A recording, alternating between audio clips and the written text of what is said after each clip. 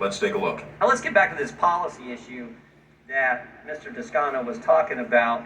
He says what he said to the voters when he was running for the job, that doesn't really count. I got an official policy. What I said to the voters, no, don't forget that.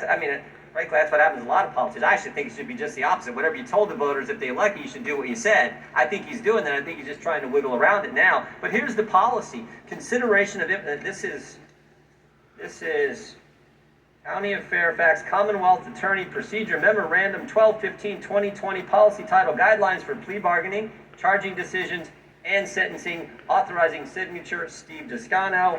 And here's what it says on point 14, Mr. Attorney General. Consideration of immigration consequences. Assistant Commonwealth Attorneys shall consider. We all know we're in this business of writing laws. May and shall are two different words, right? Shall means you gotta look at this stuff. Now he puts a little other thing, shall consider immigration consequences where possible, we're doing so in accordance with justice, all that stuff. But it's not a may, it's a shall. That is their policy. Do you agree with that, Mr. Attorney General?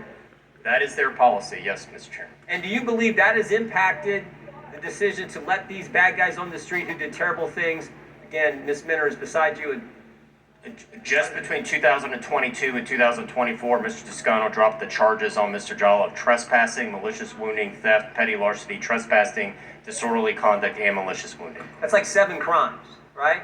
Correct. Now here's what I want to know. And maybe your office, Mr. Toscano, is willing to give us this information. Because you said, oh no, immigration status, my last time you said immigration status had no determination on the decision relative to Mr. Morales Ortiz. I want to know in cases where it did. What were the cases where you changed the plea agreement or you changed the charging decision that were based on consideration of their immigration status? If you say this doesn't matter anymore, we took it down off the website, I don't really believe what I told the voters. If that's the case, I want to know, did you ever use immigration status as a reason to impact the sentence and the charging decision or plea agreement?